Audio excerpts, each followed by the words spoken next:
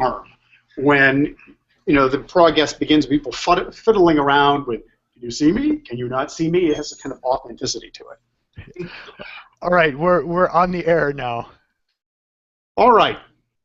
Well, greetings, Leipzig, and greetings anyone else who listens. My name is Gregory Crane, and I'm here today to introduce the first, what will be 11 events describing the digital humanities. Each of these events will take place in a virtual medium, and they will take place physically either here at Tufts University or at the University of Leipzig in Germany. So we're going back and forth. And yes, you should be able, we've tweeted out the URL for the schedule, but here it is again. We're going to start with today and then a couple of overview lectures that'll be next Wednesday and Monday. And after that, which we'll talk about the big picture. And then we're going to shift into a number of talks which look at particular topics in detail. And I'll say something about these today, but each of these talks is self-standing, and each of these talks articulates something you could do with these digital media that you could not otherwise do, and is something that opens up new possibilities for, often for teaching and always for research. One of the things I want to emphasize is we have these new methods by which to work with the human record that allow us to ask questions that we could never ask before, and that also change who can ask what questions. And I think I'll conclude with that, but that's the biggest thing for me isn't that we're just allowing professors to write more clever articles to impress each other, but we're changing the way anyone relates to the historical record. Now, I have just a little background just for myself and why I'm going to talk a little bit the way I do. I am a professor at Tufts University, but I'm also Alexander von Humboldt Professor of Digital Humanities at the University of Leipzig. The Alexander von Humboldt professorships are national professorships, and I am expected to contribute to enhancing Germany's sustained international competitiveness as a research location in consequence of the award. So I am quite literally a paid agent of a foreign power. And if I were working on automobile engineering, I might feel a little bit bad because I was competing against American workers, but advancing the humanities anywhere, I think, is probably a good thing. And I don't find this to be a problem. I find it to be an interesting challenge. I'll say that one thing that people do not often recognize is that the American university system, it was based largely upon the model of German research universities that emerged in the 19th century. And the first two Americans to go to Germany, first two Americans known to go to Germany to study, left on the second boat out of Boston after the peace was signed with England after the War of 1812. And there were these two guys. Edward Everett is the answer to a trivia question: who delivered the Gettysburg Address? It was Edward Everett.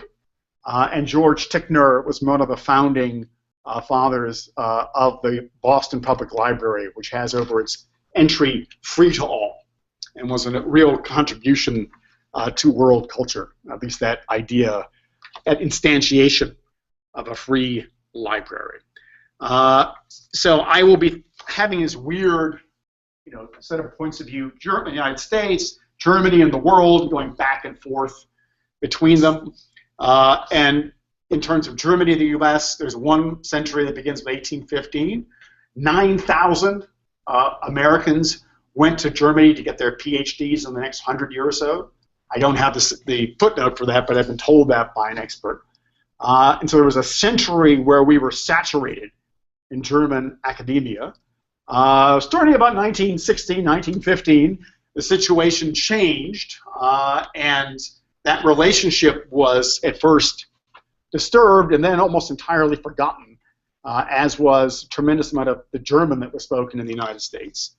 And part of what I think about is what the contributions of Germany can be outside Germany and outside of Europe, both individually and also in collaboration with the United States. I see Germany on its good days as being kind of a gigantic Sweden, and a large sort of cosmopolitan nation with broad, sort of a very broad point of view. The United States is something rather different.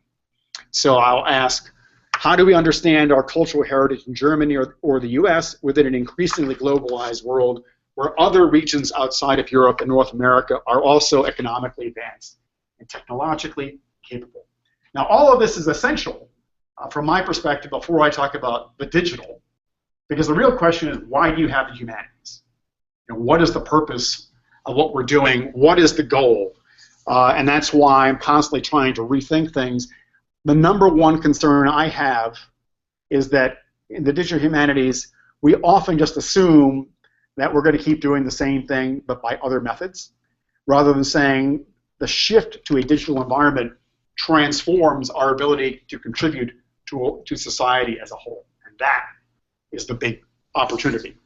Now, the title of this, I have the term philology in the title of this talk, digital philology. My professional association used to be called the American Philological Association, and it changed its name a couple of years ago to the Society for Classical Studies, on the theory that nobody could understand what philology was. And philology is sort of an old-fashioned term, or has become an old-fashioned term in English. But I think, in fact, it is a very easy term to explain. And I give you a Latin quotation from 1822 from Berlin. And my instance, I'm sure you can all fluently read the Latin, but nevertheless, I'll give you my paraphrase of what that means.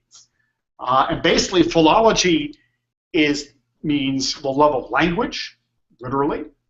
And philology is anything you can do with the textual or with the human record to understand the past in its entirety, both the stuff that happens in your head, intellectual history, and the stuff that happens out in the world. So philology, you could also say, is how you deal with the historical record when you don't have any native speakers to tell you what things mean. And thus, it is even when you have a modern language, you will have times when you think philologically, because you're not just going and asking your German native speakers, what does this mean? You're actually looking at data to try to figure it out for yourself. My favorite example is living in Germany and hearing people say goodbye either by saying tschüss or tschüssi. And I have not heard any satisfactory or consistent answer as to what the difference is between tschüss and tschüssi from native informants. So the only way to deal with that would be to look at a lot of context to see who says tschüss or tschüssi in what context and figure it out that way. That is philological reasoning. All right. And I want to talk about three visions of humanist education from the European tradition.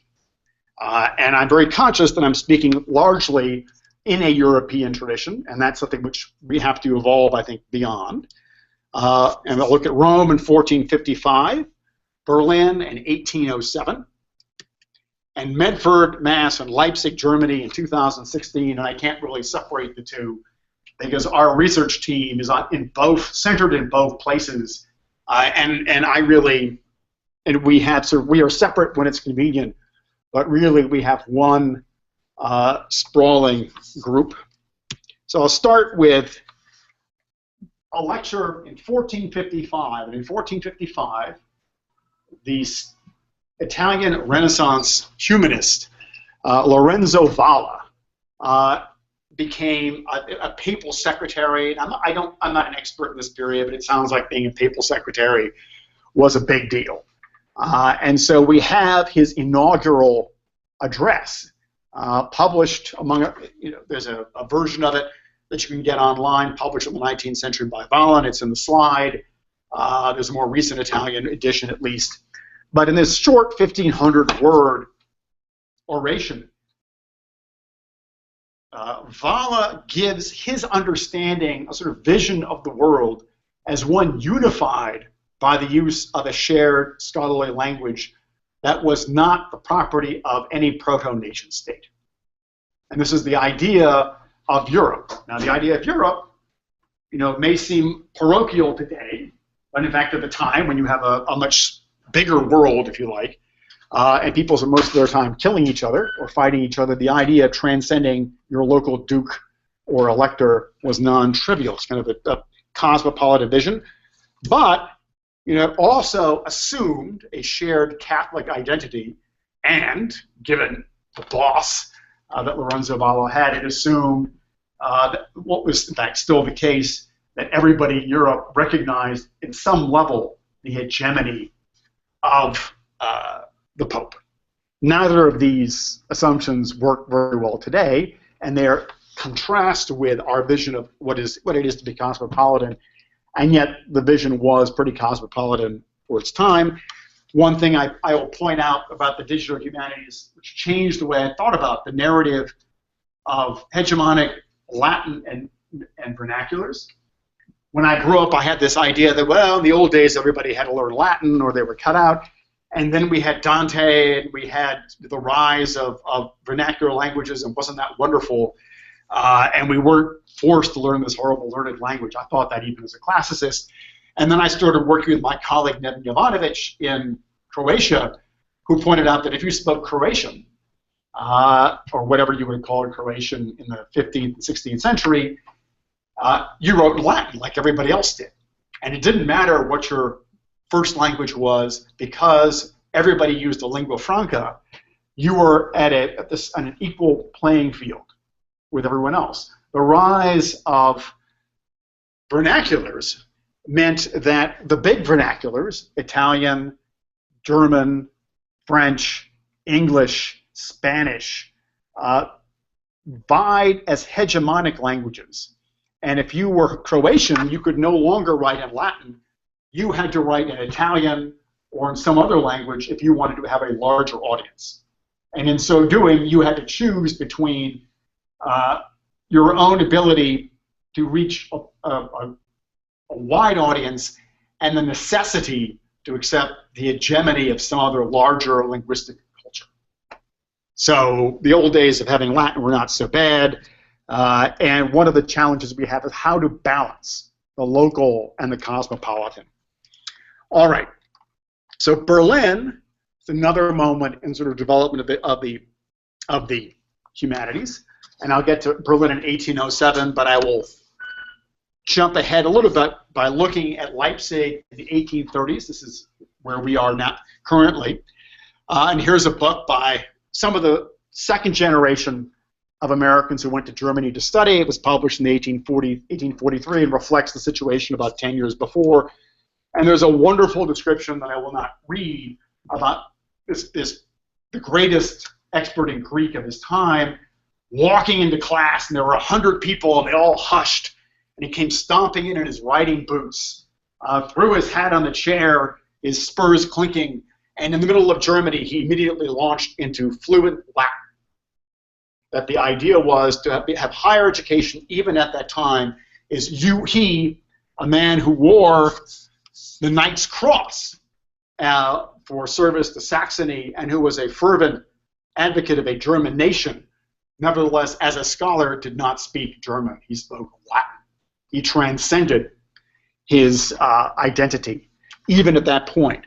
But that system had already begun falling apart. A famous book in 1807 about the invention of what's called Altertumswissenschaft really invents or codifies this term, and it's written by a German. And as you can see, the title is not in Latin. The title is in German. And when the guy who writes this book, Friedrich Wolff, is writing it, he has been driven out of the German city of Halle by Napoleon. And and he goes from Halle to Berlin. And as soon as he gets to Berlin, Napoleon follows, not following him specifically, but he occupies Berlin. The Prussian king goes as fast as he can, as east as he can, and away from the French, and he's driven out of Prussia. And Wolff writes this description, this blueprint for the way we study the past, which is immensely influential, well beyond the field of Greek and Latin, in a period when the French occupy Berlin, where he is a refugee, and where French troops every so often break in to the Prussian Academy of Sciences and steal things, like plates for maps. And so he's doing this in a sort of traumatic period where, on the one hand, he's talking about a transnational discipline. On the other hand, he's doing it as a German committed, or he's doing it as a member of a national group in Germany asserting his particular national identity. And July 1807, whoops, that's a typo, you have the Peace of Tilsit, which cuts Prussia in half. It's a nadir for Prussia. And it's in this same month that Wolff completes this essay, dedicating it to Goethe, writing it in German. And the assertion, the study of Greek and Latin, Greco-Roman culture, becomes an assertion of German cultural identity. Very different from the mindset of Walle. And a long description to Goethe. And in German here, he basically says, there is no justification for the study of the past unless it provides a higher education for the nation as a whole, a Nationalbildung. And it's important to bear in mind that the humanities are most vigorous when somehow they are attuned to some constructive image of a national education. Obviously, that national education can be a little bit haywire. Here, this is a wonderful reconstruction of the Parthenon near Regensburg in Germany, where, in fact, now it's Germans killing Romans, even as they assert their sort of Germanic identity and their connection to Greco-Roman culture, and things get kind of haywire. One of the last great German classicists before the war, who became a supporter for the Kampfverbund für Deutsche Kultur, which was virulently anti-Semitic, and he had the distinction of being considered too conservative by Joseph Goebbels to be allowed to be the president of the Bavarian Academy of Sciences. He was too far to the right for the Nazis.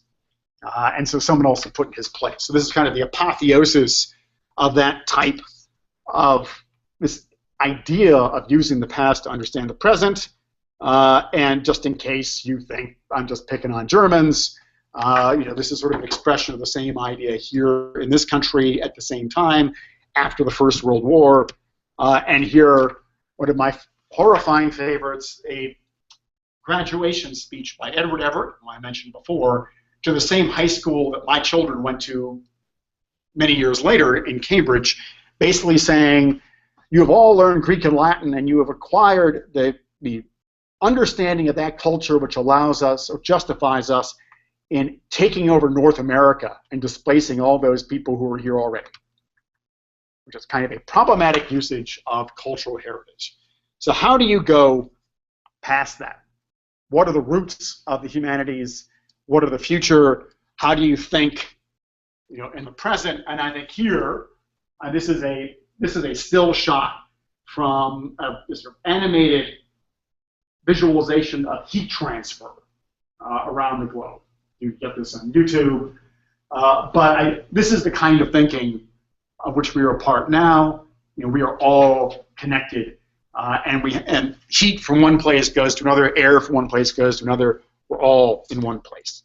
And this is really how I try to think about how do we refashion the way we construct our humanities education, and that is the starting point for thinking about the digital humanities, not can I do a cool visualization.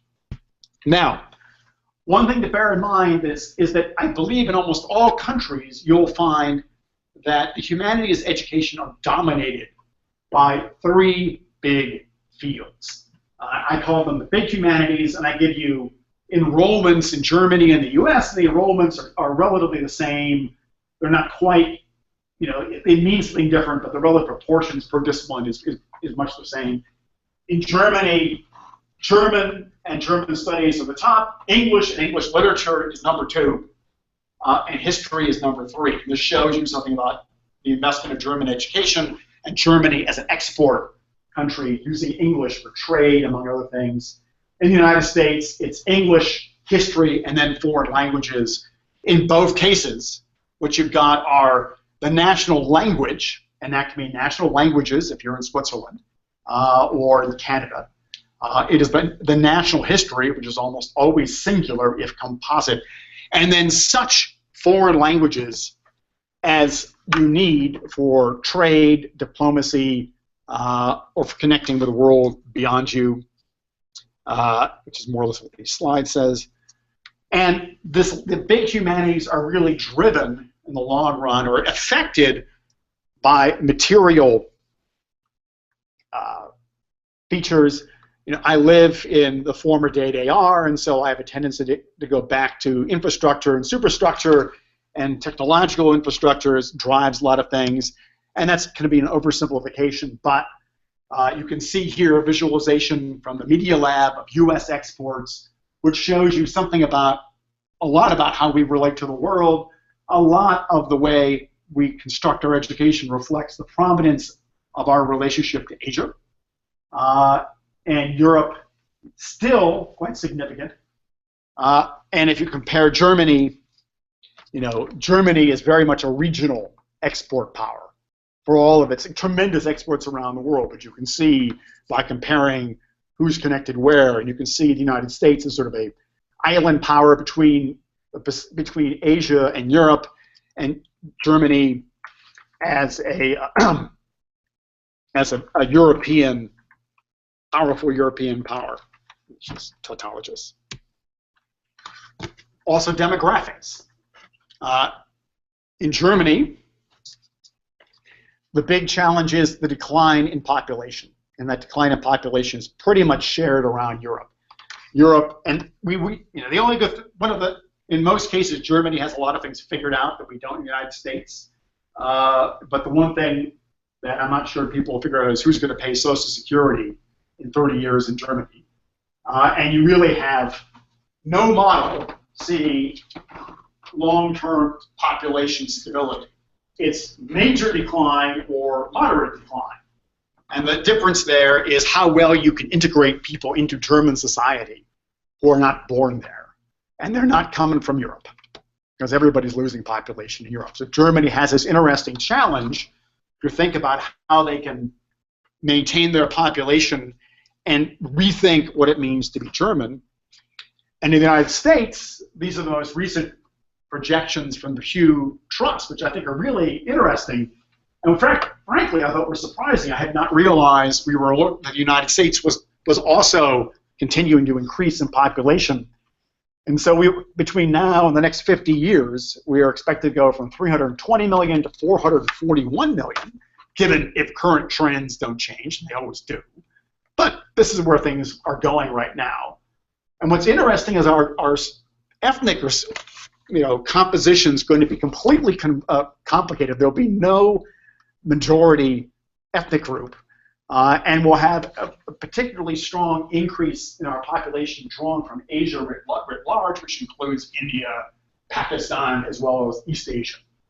So the United States our challenge is to think about what does it mean when you really don't have, not only do you not have a Eurocentric, you can't really have quite so Eurocentric a culture when you don't have a Eurocentric population. How do we serve this population? How does this population hold together? And it's an opportunity and a challenge, obviously. I ask myself, how do we think about the past when this is our population? And I'm not going to be around in 50 years, but my sons, my children, hopefully will be getting their Social Security in this environment. And the big humanities are often controversial. So here's a recent article about a history textbook in Israel in the New York Times a couple of weeks ago. And the big challenge in Germany right now is the tension of opening up the country to people who do not look like traditional Germans, have not spoken the same language. How do you deal with that? And it's an interesting question. How do you think about your culture as it goes forward? All right. So those are the big humanities. The big humanities are always nationally oriented. They're always inward. So when the National Endowment for the Humanities wants to justify itself, they don't send someone to talk about Greek and Latin to Congress.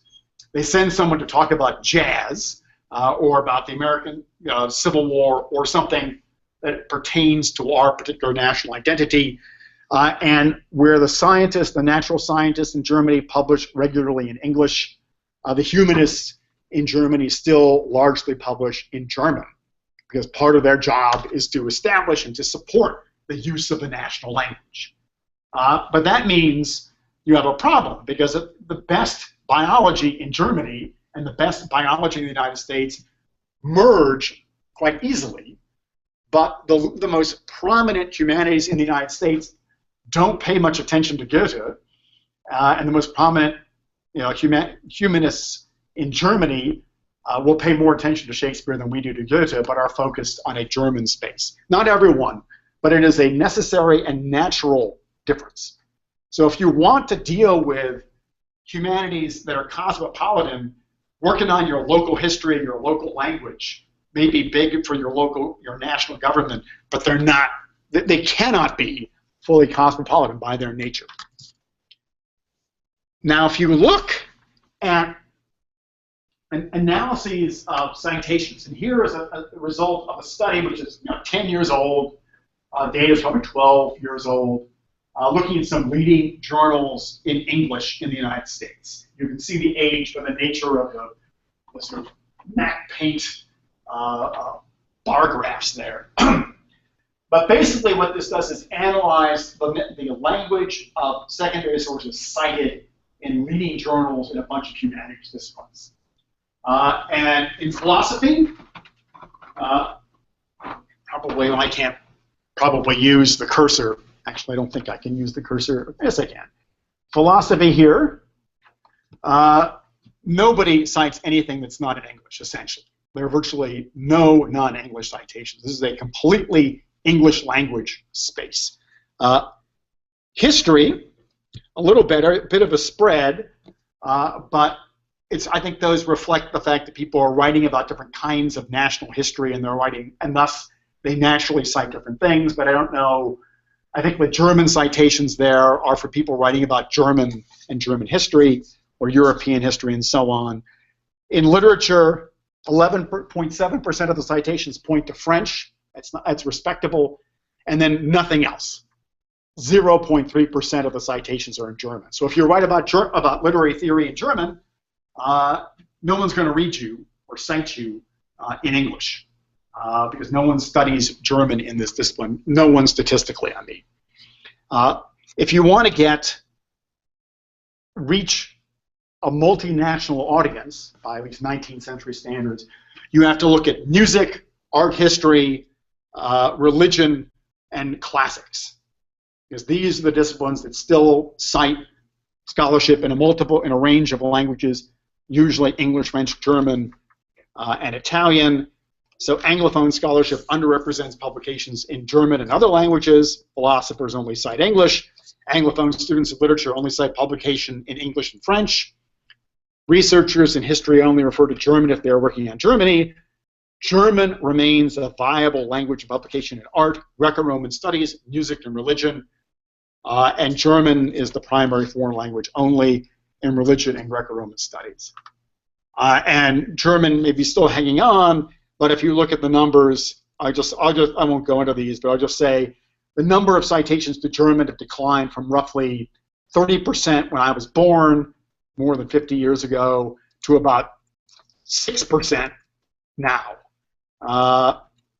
So we're 5 to 10%. So even there's a shift towards homogenization towards English, so it's a challenge. And if you're dealing with the ancient past, thinking about deep cultural history, in the United States there are 3 languages that account for 96% of all enrollments, and that's ancient Greek, Latin, and Hebrew. Classical Arabic, classical Chinese, Sanskrit, all other ancient languages are really a rounding error. So we have a very strong focus here on these 3 and not other languages. So the best we can do right now, on the one hand, some disciplines do have a kind of transnational culture, and in terms of English, French, German, and Italian, and that's pretty hard. It's hard to train graduate students to do this. Most PhD programs don't even assume the 4 modern languages. You get to pick 3 out of 4. But this is not a global perspective. The United Nations, reflecting 1940s, has 6 official languages: let's see, Arabic, English, French, Spanish, Russian, Mandarin. And if you look at things like the Stanford Natural Language Processing tools emphasize, you get 4 languages: Arabic, Chinese, English, and Spanish. When I started as an undergraduate in the 1970s, it was clear I needed to deal with English, French, German, and Italian. If I were starting over and 17 or 18 years old, I don't know that I would choose. I might choose those languages in 2016. I'm not sure. I can't imagine I would choose them in 2026. Or if I was forward-thinking, if I would choose them today. So what might they be? English, Mandarin, Spanish, and modern standard Arabic are a good bet. In other words, if you want to train humanists to think about, to participate in global culture, one trick is to say everybody speaks English, which is how you do it today.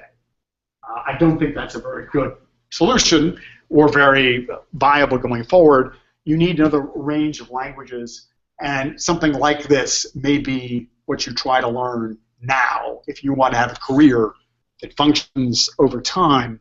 And you've got to think this way because China, we should all be glad of this, is emerging as a prosperous nation. And the alternative for China not to be a prosperous nation is not something anyone should wish for. And figuring out what that means for the rest of us should not be, it's challenging, but is it not a bad problem to have? So, having sort of talked about the big picture of the humanities, what is it that education in the humanities might entail? And again, all of this is sort of like a large picture before we get to technology. And first, I would say the number one thing I would like to inculcate is an inexhaustible and insatiable curiosity to understand every aspect of human culture, both our own and others. So this curiosity, this openness, this interest, that's really sort of the heart of it, I think. If you don't have this, you could be a great scholar, but you really haven't learned anything. Second, I think you also have a constantly growing understanding of both the limitations and the practical possibilities of that process. You should always want to learn that next language. You always want to understand what this art is that you're looking at, or what does this music mean. Even though you can't do everything, you should know, constantly push against that, knowing what you can and cannot do. I think one thing we really fall, a weakness of American humanities education, often, not always, is its presentism. One of the ways the United States works is you say, well, we have no history and we have only one language. So come speak English and participate in consumerism, and you're good. Watch the Academy Awards, and that's kind of our cultural event horizon. And I think this is deeply offensive in many parts of the world. In fact, some of the people who dislike us the most, dislike Americans the most, are those who are most attached to a deeper sense. Dramatic case is ISIS, but that's only one extreme and pathological example. And finally, I think there's a desire to learn from others in the present about their own cultures, and insofar as possible in their own languages. So those are the goals, and there are bottlenecks. And there's at least 3. First, the data problem. How do you suppose, take something simple like 19th century American newspapers, if you're a native speaker of English. You can read any of these newspapers. They're in your language. It's not a problem. But we have billions and billions of words in these newspapers. And you cannot read anything but a tiny fraction of this vast corpus which is now available increasingly online. How do you think about tons and tons of stuff. Or what happens when you have access to not only the music of Bach, but everything produced in central Germany and in Europe from the 17th and 18th century. You have the whole context, which allows you to start to see why Bach is interesting. How do you deal with that? And that's something that is impossible. You know, your brain can only go through so much. You only get about 30,000 days in your life. Think about that if you were trying to read 1 million books. It just doesn't work. And so then, of course, it's not just scale. If you have 100 short poems, but they are in 100 different languages, you could memorize the 100 short poems, but not know what they mean. And so we have data in many different codes, and you can only learn so many. I don't know what the limit is. You know, I've forgotten more languages than I'd like to think of. You can't. I don't know anybody can deal with 100 languages. There must be somebody, but in the norm, I don't know what the limits are. And yet, you can't learn all these languages. We have to deal with them. And then there's the communication problem, which is not just linguistic but cultural. And people come from different countries, and they have different academic cultures, and and different rhetorics, which can complicate the ability to interact productively. We see this all the time in our environment. And then we have academic bottlenecks. And here I'll give you my least favorite statistic I ran into in the last year. This is from the American Academy of Arts and Sciences study on the humanities that came out recently. And it reflects a poll of what matters, what you need, what matters to get tenure in a humanities discipline. And it has publications, research, teaching, service, and the so-called public humanities. And of course, it's interesting because in teaching universities, 90% of the people say you have to be good at teaching. Only 50% say you have to be good at research. At research universities, 90% say you have to be good at research. 50% say you have to be good at teaching. I think it should be 100% in each case, but there's a complementary distribution. People have varying ideas of service, but the thing that really strikes me is that if you ask people, is it essential that people be able to participate in the public humanities, by which we mean the ability to explain what the hell you're doing to someone who was not a student in your class or one of your colleagues, 1% of the faculty think this is essential. And if we get to 3 disciplines, the 2 big humanities and Greco-Roman studies, 0% of those polled thought it was essential to be able to explain what you were doing to someone who was not a specialist. The idea that in a departmental meeting, I don't think we can get 100% agreement that the sun is shining sometimes. Humanists love to argue. So this is an extraordinarily telling thing. And what it tells me is of the 3 communities that we serve, we are trained to think about our colleagues, the people who give us tenure and promotion and get us jobs. That's one group. The students who show up in our classes and generate revenue, whether you're at a private institution in the United States or a public institution in Germany. But the third group, which is the most important in the long run, is society as a whole. In the short run, all of your money, all of your jobs, all of your ranking comes from the number of students you have, the way you teach them, and from the regard of your colleagues.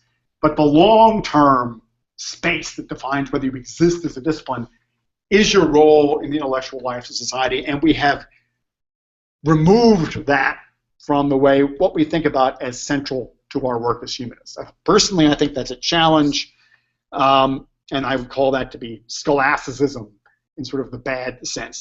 Scholasticism in the good sense being what they did in the Middle Ages, but sort of popular scholasticism.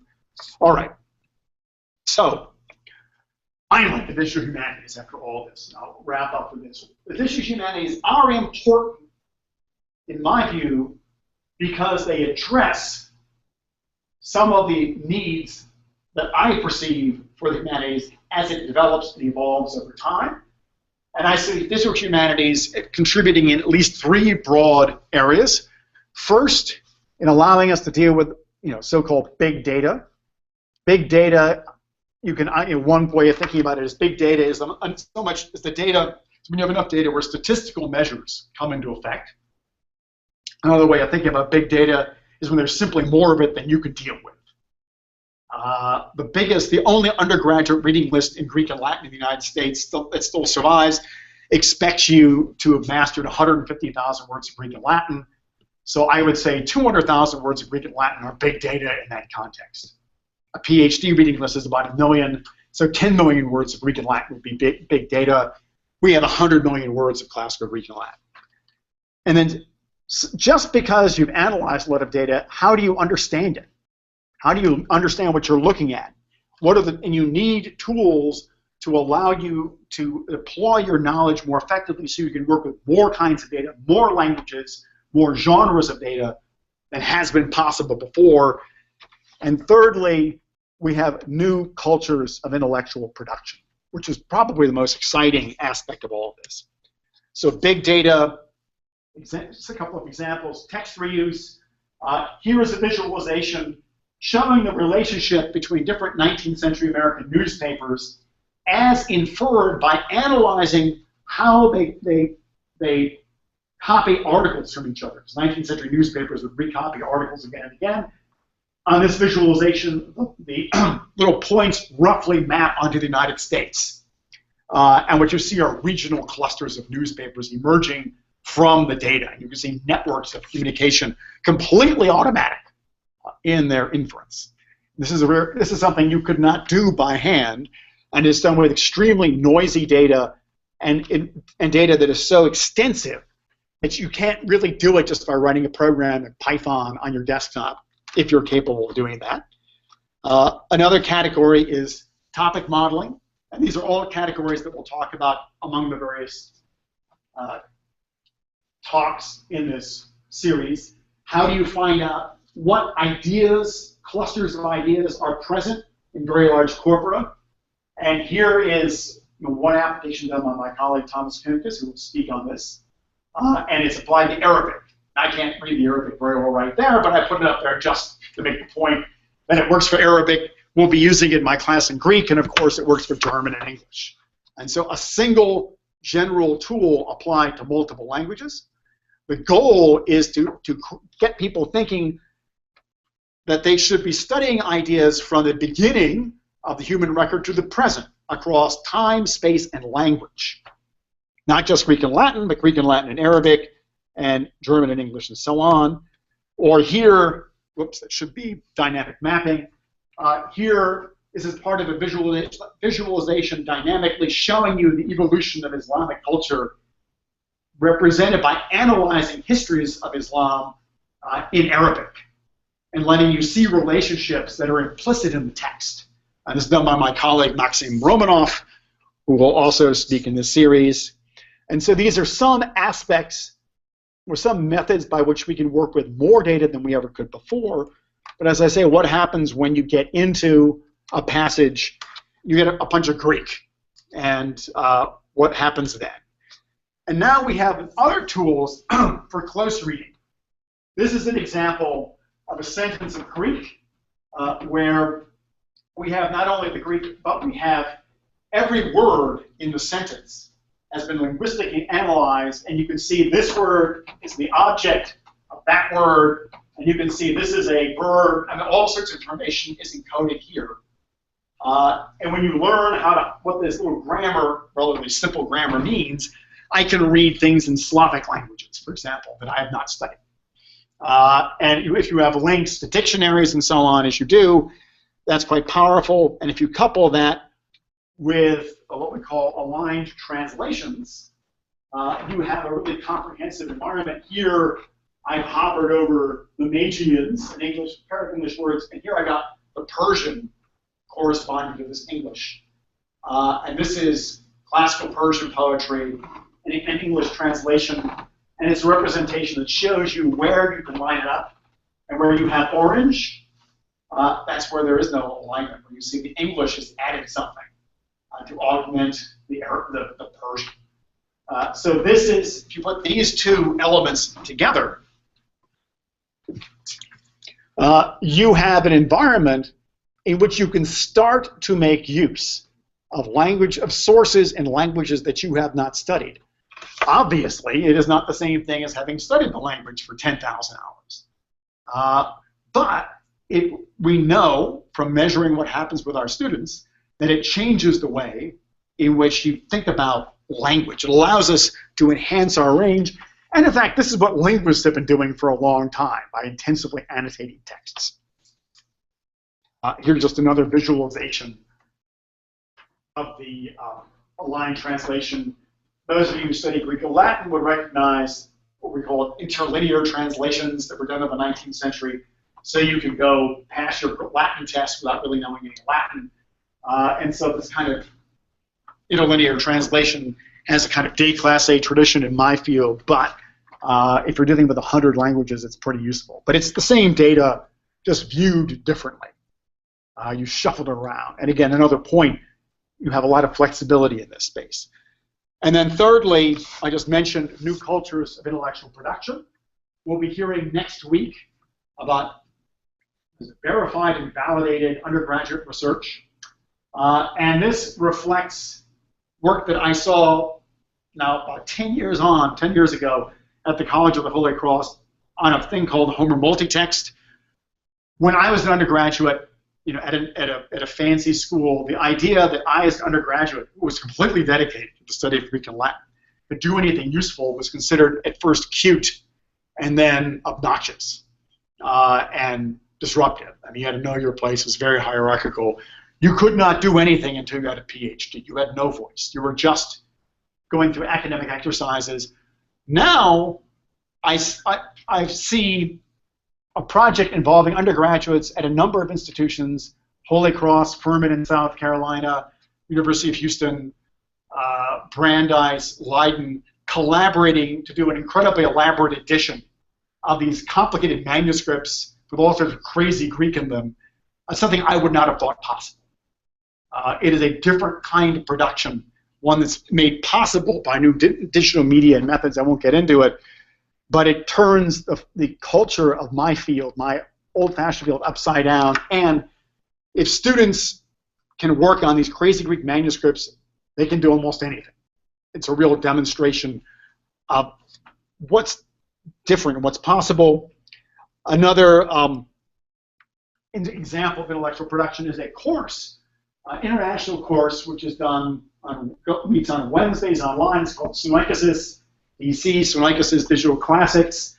It involves people from South America, from Europe, and from Bulgaria and Georgia. We've added Egypt since that map was made, working together to study much the same things and sharing ideas. And the idea is students are learning how to perform scholarly contributions. They learn not just by learning what people tell them, they learn by learning how to build new digital resources that we need.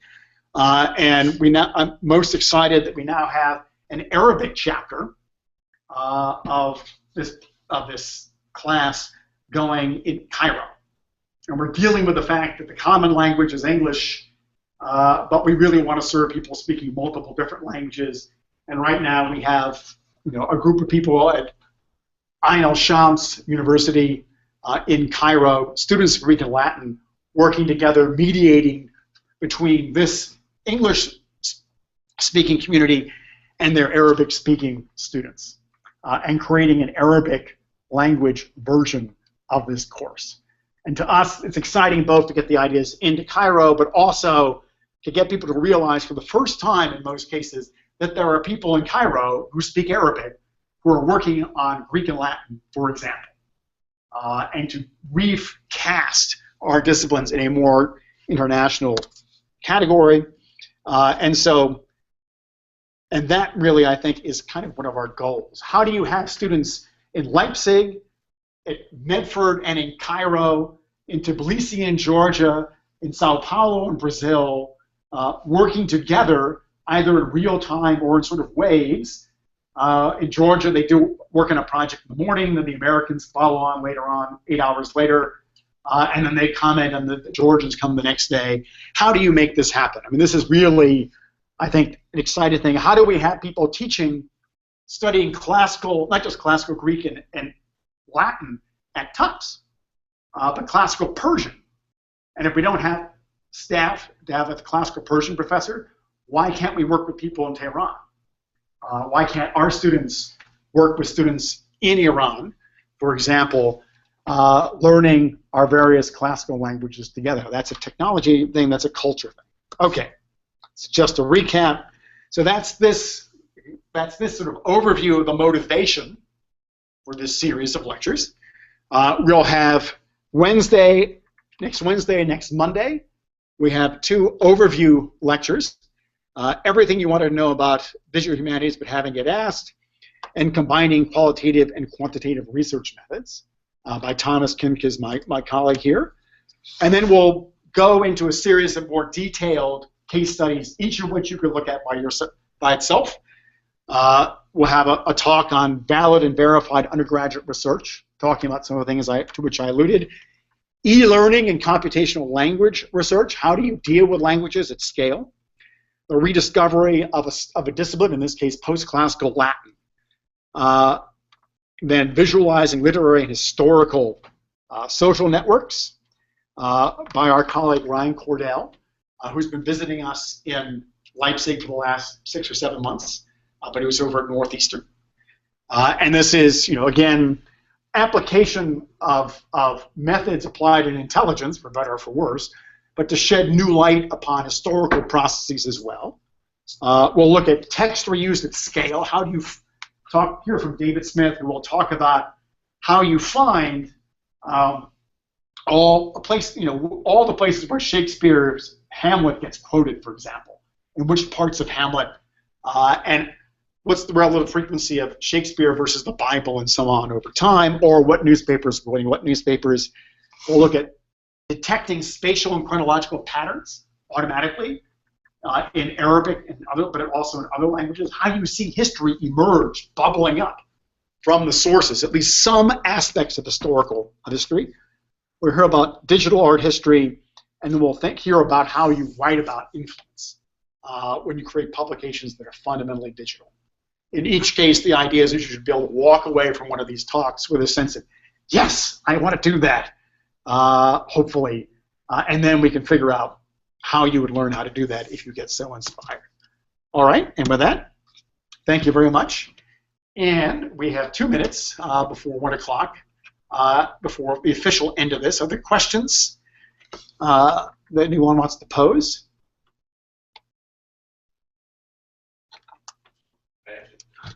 Yes. Yep. Tim. So many slides ago, you had the statistic about 0% of people in humanities felt that being able to explain their discipline to lay people important.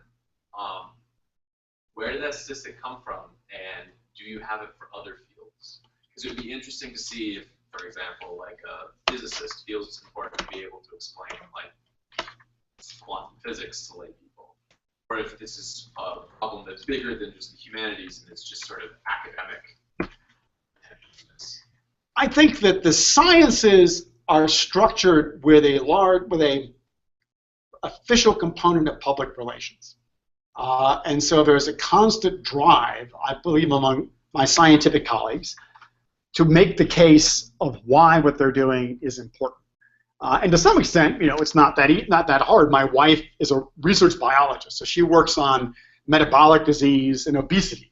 So everybody knows that if you're working on, everybody wants to live forever. So if you're dealing with biology, you may argue how much money goes into it, but everybody knows we want to have biologists, we want to have doctors, we want to have the STEM disciplines, science, technology, engineering, and mathematics, because they make money and keep you alive. But the National Science Foundation puts a lot of money, for example, into making sure people understand this, into education. And while there may be your Nobel laureate natural scientist or physicist may disdain popularization, I think there's much less of that. I think statistically we would find less of that in the natural sciences. Yeah. Yes? I think what's important to mention for that data, of course, it's targeted. So they were asked what's important for getting tenure. Yeah. So if you would ask a humanist, is it important to you that you can explain to a normal person? And they would say, yeah, of course it is important. But if it really matters, if there's extrinsic motivation put in by a system, by the academic system, then they don't see it as important. Yeah, So it's, I think this tells me what's important. Of course, you'll say, it's like, should you eat, what should you eat? I will say, I should eat more broccoli and drink less beer. I do not eat more broccoli and I do not drink less beer. So if you were to ask people, do you think it's important to do the public humanities? They probably would say, oh yes, of course it's important. But this is what defines what matters, because the tenure decision is what makes you like a made professor. I mean, you shift from being a mortal hero on the battlefield to becoming a Homeric god who can be wounded but not destroyed.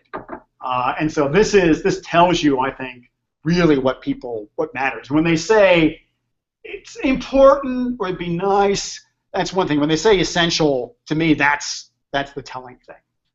And I think I would be the same way. If you'd asked me, this is descriptive, not prescriptive. So if I'd taken this survey, I'd have said 0 also. I would have said it was not important.